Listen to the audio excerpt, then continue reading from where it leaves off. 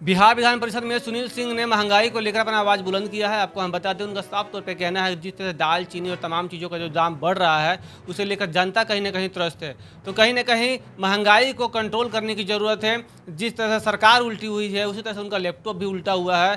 सराहना अंदाज में उन्होंने शायरी भी कहा है और सरकार को घेरने का भी काम किया। वहीं सम्राट चौधरी पर भी उन्होंने तंज कसा है और कहा है बीजेपी वाले अपने वादे के पक्के होते हैं और सम्राट चौधरी ने अभी तक अपना मुरेठा नहीं खोला है। तो देखिए सुनील सिंह किस तरह से राबड़ी देवी के सामने अपना आवाज बुलंद कर रहे हैं, महंगाई को लेकर के हो या फिर सरकार को लेकर के हो। पर कि जो सर जिस तरह सरकार हरदम घुलटती है सर, उसी लैपटॉप भी उल्टा हुआ है। आदरणीय सभापति महोदय, आज वर्ष 2024-25 के विनियोग विधेयक पे बोलने का आपने मुझे अवसर दिया है, इसके लिए मैं आपके प्रति आभार प्रकट करता हूं महोदय।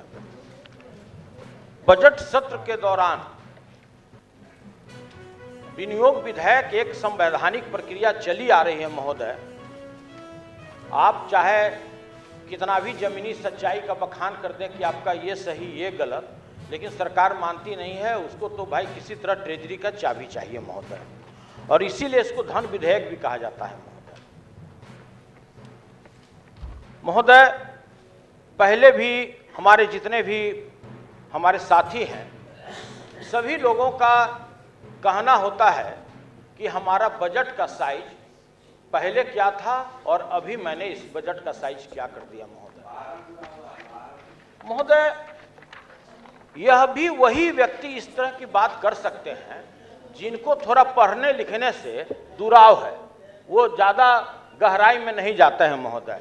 हम किसी पर आक्षेप नहीं करते हैं महोदय, इसीलिए मैंने आज उसका रिकॉर्ड लाया है महोदय। 2004-05 में केंद्रीय बजट था 4,77,829 रुपया। हमारे साथी लोग बहुत ध्यान से सुन रहे हैं, खासकर नीरज भाई तो सुनते ही हैं।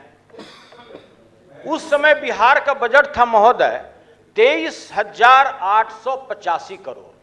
अगर उसका परसेंटेज निकाला जाए महोदय तो 5.1% आता है, 5.1। अभी जो केंद्रीय बजट है 2024-25 का महोदय, वो है 47,65,768 करोड़ रुपये। आज बिहार का बजट कितना है? 2,78,000 करोड़। परसेंटेज मिलाइए हजूर, 5.2 या 5.3 आएगा। अरे भाई, कभी भी ऐसा बोलने के पहले ये समझना चाहिए कि उस समय पेट्रोल का रेट क्या था, उस समय डीजल का रेट क्या था, उस समय चावल का रेट क्या था, उस समय गेहूं का रेट क्या था, आज आपका पेट्रोल का रेट क्या है, आज डीजल का रेट क्या है, या बाकी जो वस्तु है महोदय उसका रेट क्या है। आज तो दाल कोई 200 रुपया भी किलो है महोदय, उस समय 20 रुपया 25 रुपया किलो था 2004-05 में। आप तुलना क्या करते हैं उस समय से? तो मैंने ये रिकॉर्ड बता दिया ताकि भविष्य में जो मेरे साथी हैं कम से कम ऐसा बात ना करें कि जो अनमना सा लगे।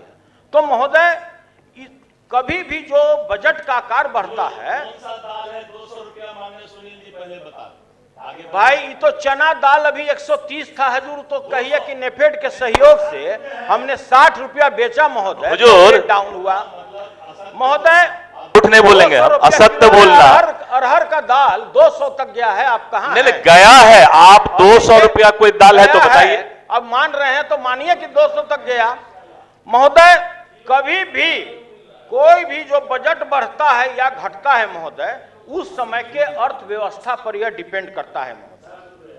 आप हजूर जो बजट में ये कहते हैं कि हमने 2,78,000 करोड़ का बजट कर दिया और आप कुंजी मांगने आए हैं कि हमको चाबी दीजिए लुटाने के लिए, हम एक और म्यूजियम बनावेंगे, एक और सुरंग बनावेंगे, हम एक और सर घोड़ा कटोरा बना देंगे, हम गंगा उद्गम योजना बना देंगे, यहां से गंगाजल उठावेंगे और सीधे राजगीर में गिरावेंगे। हजूर उसी के लिए आप कुंजी मांग रहे हैं कि जो गरीब के टैक्स के कमाई का जो गहरी कमाई का जो रुपया है महोदय, आप चाहते हैं कि आपको दे दिया जाए, कि आपको इतिहास याद रखे कि आपने बिहार म्यूजियम बना दिया महोदय। एक जो म्यूजियम हम लोगों का बना हुआ है महोदय, सारा जगह खाली पड़ा हुआ है, जगह कोई आपके पास वैसा वस्तु नहीं है कि उसमें रखा जाए। अब क्या कहते हैं कि हम सुरंग बनावेंगे।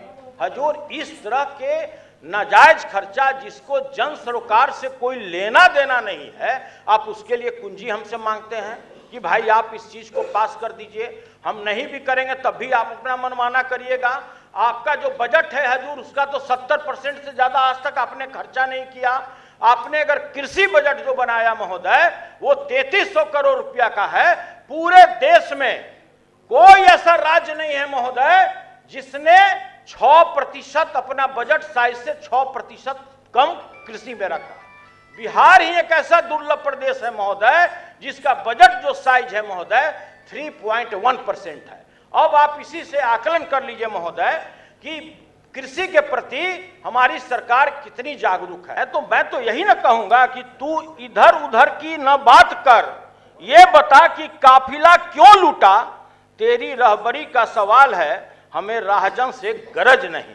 महोदय, आप लघु उद्यमी योजना बहुत सुनने में आ रहा था, गूंज सर इको टाइप का कान में घुसता चला जा रहा था महोदय। लोग तर्क पर बात नहीं करते। कोई महोदय हमारे कोट पर लटक जाते हैं, कोई टाई पर लटक जाते हैं।